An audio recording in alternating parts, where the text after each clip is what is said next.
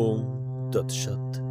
শ্রীমদ্ ভগবদ গীতা আজ পঞ্চম অধ্যায় অর্থাৎ সন্ন্যাস যোগ।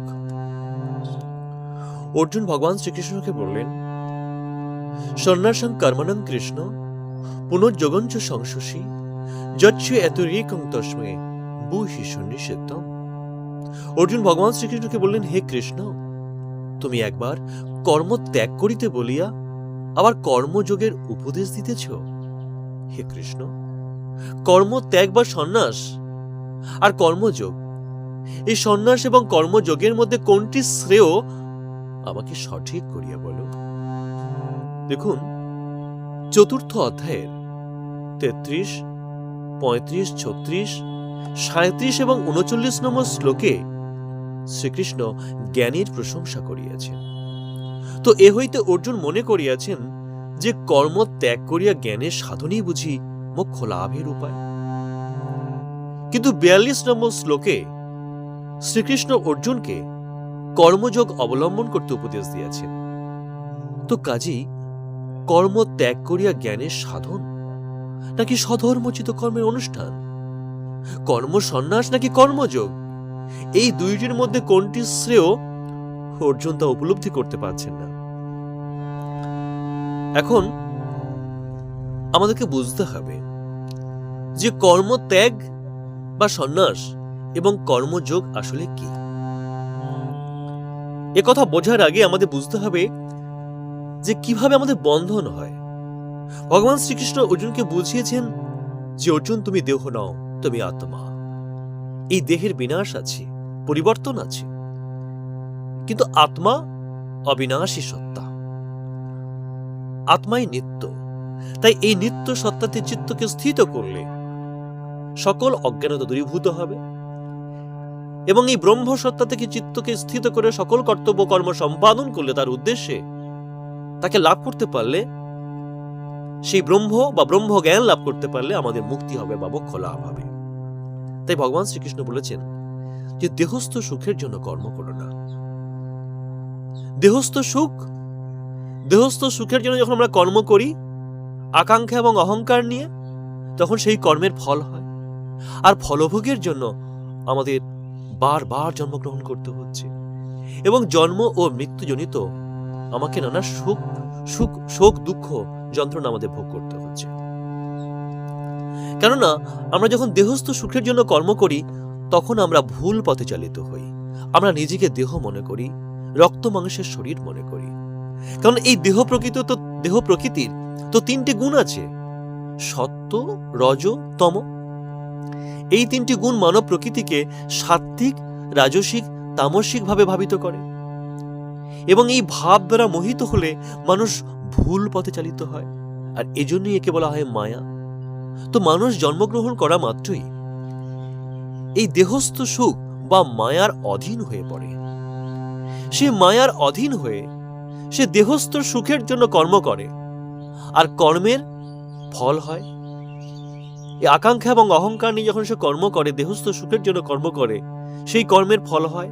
আর ফলভোগের জন্য তাকে বারবার জন্মগ্রহণ করতে হয় এবং জন্মগ্রহণ জনিত তাকে সুখ দুঃখ তাকে সহ্য করতে হয়।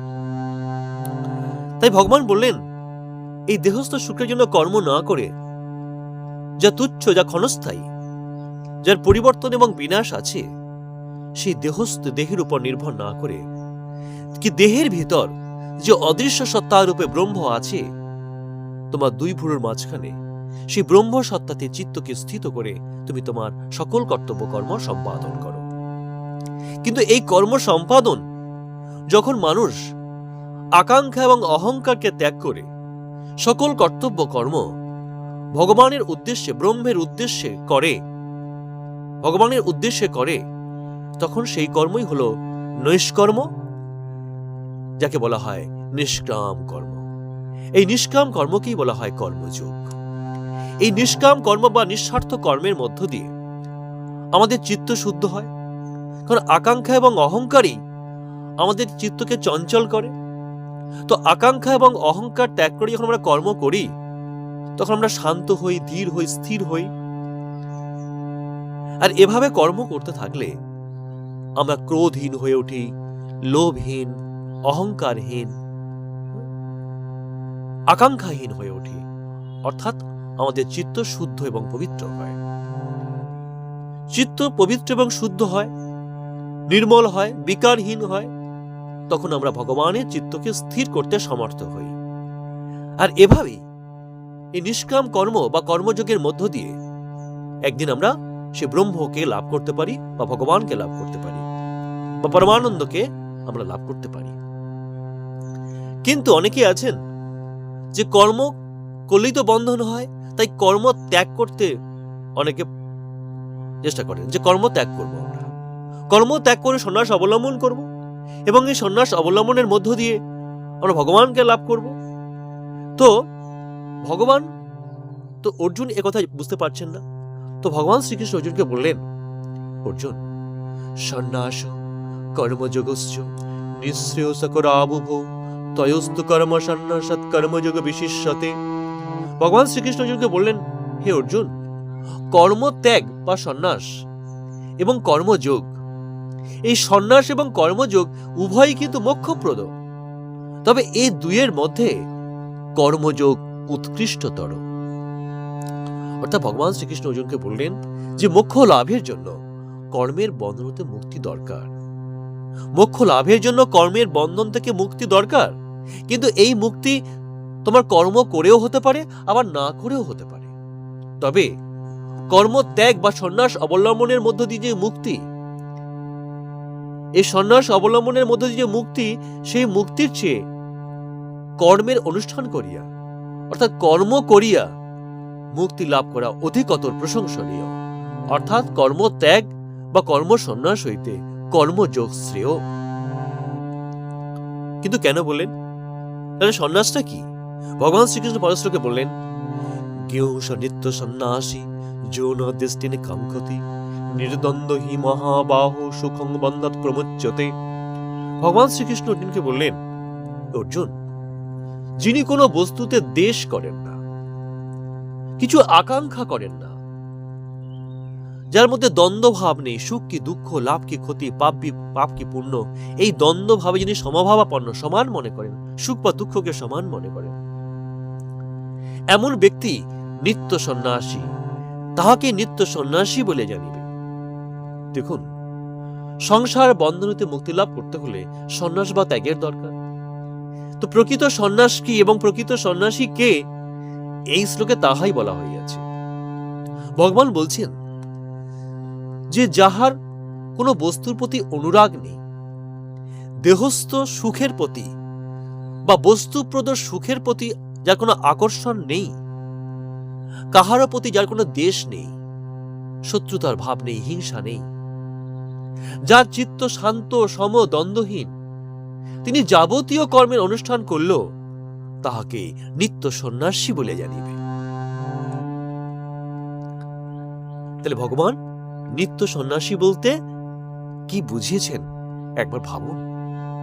আমরা মনে করেছি যে সমস্ত কর্তব্য কর্ম, যে বাবা মা আমাদেরকে বড় করে তুলল, সংসারের প্রতি, সমাজের প্রতি যে দায়িত্ব বা কর্তব্য আছে, আমরা তা ভুলে গিয়ে সমস্ত কর্তব্য কর্ম ত্যাগ করে আমরা সন্ন্যাস অবলম্বন করি ভগবানকে লাভ করবার জন্য। ভগবান বলছেন, এই যে আমরা সন্ন্যাস অবলম্বন করি, একে কি সন্ন্যাস বলছেন? না, ভগবান বলছেন তিনিই নিত্য সন্ন্যাসী, যিনি সকল কর্তব্য কর্ম সম্পাদন করেন এই সংসারে থেকে, সমাজে থেকে। কিন্তু সমাজের মধ্যে থেকেও যিনি দেহস্থ সুখের প্রতি আকুল নন, দেহস্থ সুখের জন্য বা বস্তুপ্রদ সুখের জন্য আকুল নন, দেহস্থ বা বস্তুপ্রদ সুখকে ত্যাগ করেছেন, অনাসক্ত, নিঃস্বার্থ, যিনি নিঃস্বার্থ হতে পেরেছেন, বস্তুপ্রদ সুখ বা দেহস্থ সুখের জন্য আসক্ত নন, অনাসক্ত, যিনি সবার মধ্যে ভগবান আছেন একথা জেনে সকলের প্রতি যিনি শত্রু ভাব শূন্য, কাহার প্রতি তার যার কোনো দেশ নেই, হিংসা নেই, যিনি কাহাকেও শত্রুতার চোখে দেখেন না, যিনি সুখ দুঃখ লাভ ক্ষতি পাপ পুণ্য এই দেহস্থ সুখ দুঃখে যিনি সমভাবাপন্ন, যে সমান মনে করেন, ভগবান বলছেন তিনিই নিত্য সন্ন্যাসী। সুতরাং অনেকে মনে করেন যে ধর্মাচরণ করতে হলে আমাদেরকে বিভিন্ন আচার অনুষ্ঠান করতে হবে, আমাকে গৈরিক পোশাক পরতে হবে, চৈতন্য রাখতে হবে, তুলসী কাঠের মালা পরতে হবে, তিলক সেবা করতে হবে। কিন্তু ভগবান কিন্তু এ সমস্ত আচার আচরণের কথা বলছেন না। ভগবান পরিষ্কার বলছেন যে নিত্য সন্ন্যাসী হতে হলে, আমাকে লাভ করতে হলে নিঃস্বার্থ কর্ম করতে হবে, আকাঙ্ক্ষা এবং অহং শূন্য ভাবে সকল কর্তব্য কর্ম সম্পাদন করতে হবে ঈশ্বর প্রীতির উদ্দেশ্যে। ঈশ্বর প্রীতির উদ্দেশ্যে সবার মধ্যে ঈশ্বর আছে একথা ভেবে সে ঈশ্বরকে লক্ষ্য করে যখন আমরা সামাজিক কর্ম, সাংসারিক কর্ম বা যোগ্য কর্ম আমরা সম্পাদন করি, সেই নিঃস্বার্থ কর্মই বা নিষ্কাম কর্মই হলো কর্মযোগ। এই কর্মযোগই হলো শ্রেষ্ঠ, এবং এই কর্মযোগের মধ্য দিয়ে যে কর্ম আমরা করি, যেভাবে আমরা এগিয়ে চলি, সেই অবস্থাকে বলা হয় নিত্য সন্ন্যাসী। সুতরাং সন্ন্যাসী হতে হলে বা সন্ন্যাস অবলম্বন করতে হলে যে আমাকে সবকিছু ছেড়ে দিতে হবে, কর্ম ত্যাগ করতে হবে, তা নয়। নিত্য সন্ন্যাসী হলো তিনি যিনি নিঃস্বার্থভাবে সকল কর্তব্য কর্ম ভগবানের উদ্দেশ্যে সম্পাদন করেন, সকলকে ভগবানের চোখে দেখেন, যার কারো প্রতি কোনো শত্রুতার ভাব নেই, হিংসা নেই, নিঃস্বার্থ এবং অহংকার ত্যাগ করে সকল কর্তব্য ভগবানের উদ্দেশ্যে সম্পাদন করেন, তিনিই নিত্য সন্ন্যাসী। সকলের হৃদয় জাগ্রত হোক, ভগবানের এই অমর বাণী সকলের হৃদয়, সকলের অজ্ঞানতা দূর করুক। স্বয়ং ভগবান শ্রীমদ্ ভগবত গীতায় তার মুখনিসৃত কথা এ তো ফেলে দেওয়ার নয়, তুচ্ছ নয়। এই মহান কথাকে পাথেয় করে আমাদের সকলের হৃদয় জাগ্রত হোক, সকল কুসংস্কার দূরীভূত হয়ে গিয়ে আমাদের এই মহাজ্ঞানের মন্ত্রে চেতনায় জাগ্রত হোক হৃদয়, সংসার সমাজ দেব ভূমি দেবলোক হয়ে উঠুক, সকলেই পরমানন্দকে লাভ করুক। আজ এ পর্যন্তই। সকলে ভালো থাকবেন। হরে কৃষ্ণ, হরে কৃষ্ণ, হরে কৃষ্ণ।